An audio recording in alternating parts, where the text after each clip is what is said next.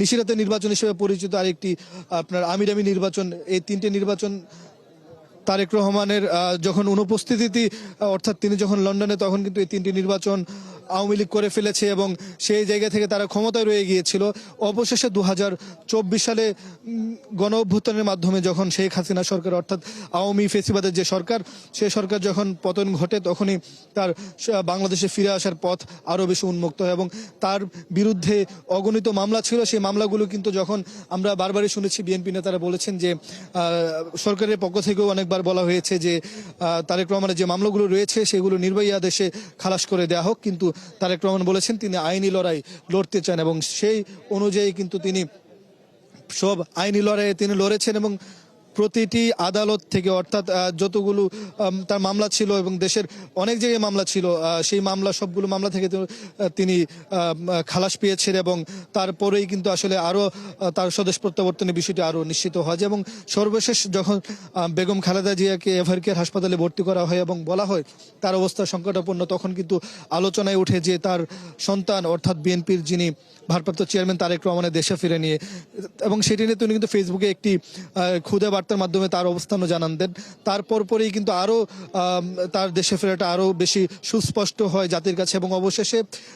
একটি স্থায়ী কমিটির বৈঠক শেষে মির্জা ফখরুল ইসলাম আলমগীর জানান দেন 25 ডিসেম্বর বাংলাদেশে ফিরবেন তারেক রহমান এবং তিনি নিজেও 16 ডিসেম্বরে যখন লন্ডনে একটি বিজয় দিবসের অনুষ্ঠানে তিনি যোগ দেন, অর্থাৎ সেটি তার লন্ডনের লাস্ট একটি অনুষ্ঠান বলা হয়ে থাকে বিএনপির। সেই অনুষ্ঠানে তিনি ঘোষণা দেন যে 25 ডিসেম্বর তিনি বাংলাদেশে ফিরে যাবেন এবং বাংলাদেশে ফিরে গিয়ে সেখানে হাল ধরবেন। সেই পরিপ্রেক্ষিতে কিন্তু গতকাল রাত অর্থাৎ 24 ডিসেম্বর রাত 12:30টায় বাংলাদেশের সময় তিনি লন্ডনের হিথ্রো বিমানবন্দর থেকে বাংলাদেশ এয়ারলাইন্সের BG202 যে ফ্লাইট, সেই ফ্লাইটে রওনা করেন এবং তারেক রহমানকে বহনকারী বিমানের যে মডেল সেটি ছিল বোয়িং 787-9 ড্রিমলাইনার, যেটি বাংলাদেশ বিমানের একদম সর্বশেষ সংযোজন। সেই বিমানে করে তিনি প্রথমে সকাল 9:50 দিকে তিনি সিলেট ওসমানী বিমানবন্দরে অবতরণ করে সেই বিমান এবং সেইখানে 1 ঘন্টার মতো একটি যাত্রা বিরতি ছিল এবং সেই যাত্রা বিরতির পুরো সময়টাই কিন্তু তারেক রহমান এবং তারেক রহমানের সন্তান, তারেক রহমানের স্ত্রী সবাই কিন্তু সেখানে বিমানের ভেতরে ছিল এবং 1 ঘন্টা পর যখন বিমানটি আবারও সিলেট থেকে ফ্লাই করে অর্থাৎ উড়াল দেয়, সেই বিমান এসে 11:40 ঢাকার হযরত শাহজালাল বিমানবন্দরে অবতরণ করে এবং অবতরণ করার পরপরই আমরা দেখেছি তিনি তার স্ত্রী জুবাইদা রহমান, তার সন্তান জাইমা রহমান এবং তার যে সফর সঙ্গীরা রয়েছেন তারা বিমানবন্দরের রায়নওয়ে থেকে বিমানবন্দরের ভিআইপি যে লাউঞ্জ রয়েছে সেখানে আসেন এবং সেখানে তাদের একটি পারিবারিক আবেগঘন একটি মুহূর্ত সেখানে দেখা যায় এবং তারপরে আমরা জেনেছি যে বাকি যে আনুষ্ঠানিকতা রয়েছে তারেক রহমানের এবং তার সফরসঙ্গীদের ইমিগ্রেশন থেকে শুরু করে কাস্টমস অনেক ধরনের আসলে আনুষ্ঠানিকতা থেকেই যায়, সেই আনুষ্ঠানিকতাগুলো সম্পন্ন করে তিনি রওনা দিবেন। এবং একটি বিষয় আরেকটু জানিয়ে রাখি আপনার মাধ্যমে, আসলে তারেক রহমানের জন্য বুলেট প্রুফ গাড়ি আনা হয়েছে, তারেক রহমানের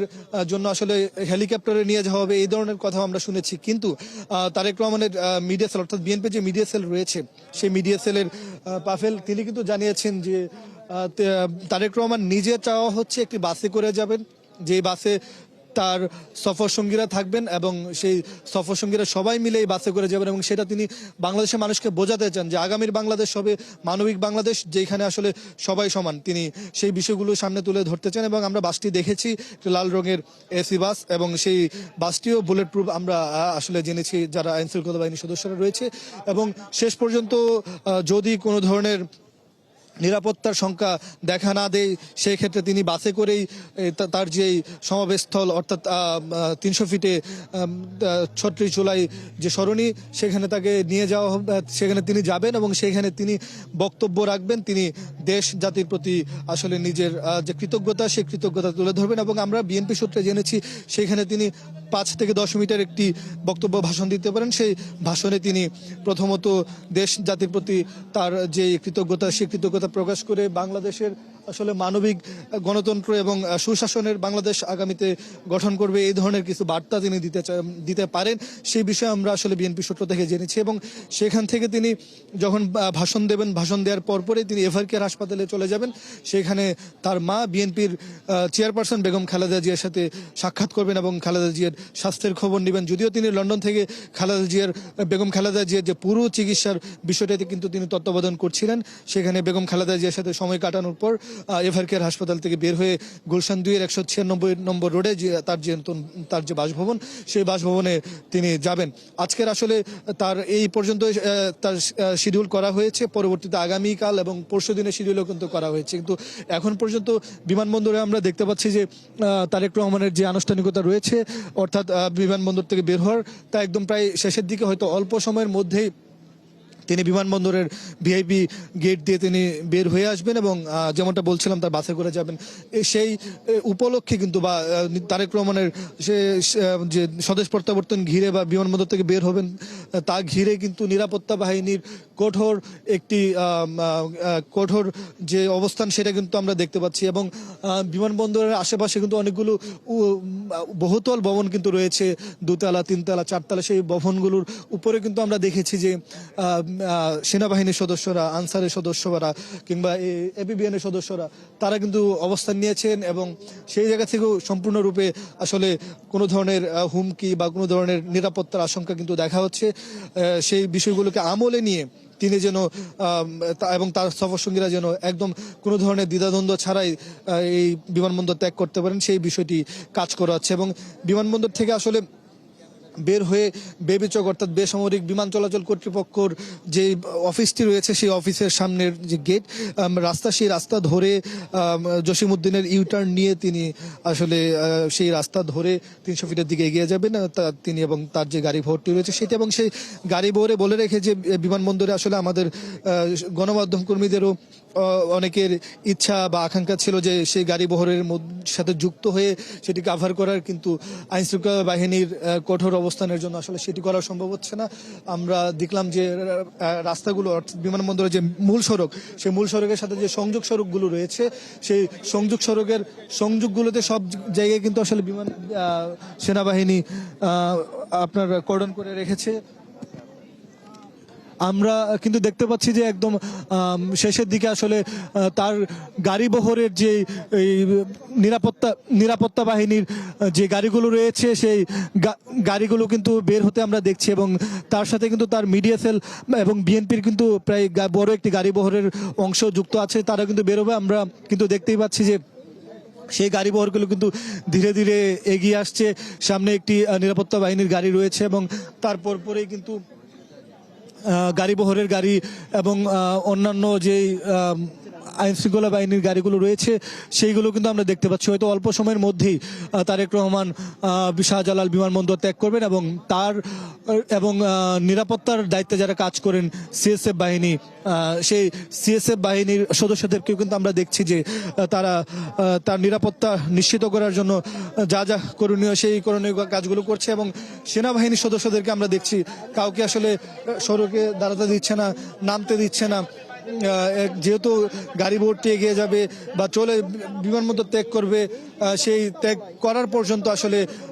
কোনো ধরনের কোনো শঙ্কা যেন না থাকে, সেই সর্বোচ্চ বিষয়টি কিন্তু তারা দেখছে। আমরা সেনাবাহিনীর প্রচুর সদস্য আমরা আজকে শাহজালাল বিমানবন্দরে দেখেছি, পাশাপাশি অন্যান্য বাহিনীর কথা তো বলছিলামই,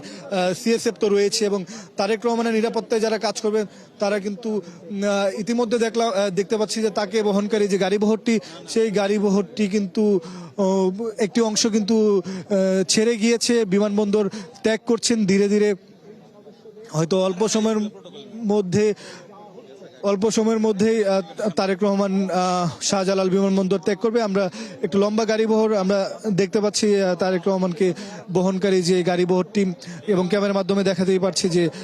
যেই আইন শৃঙ্খলা বাহিনীর সদস্যরা রয়েছেন তাদের নিরাপত্তায় কিন্তু একটি বহর বের হয়ে গেল এবং তার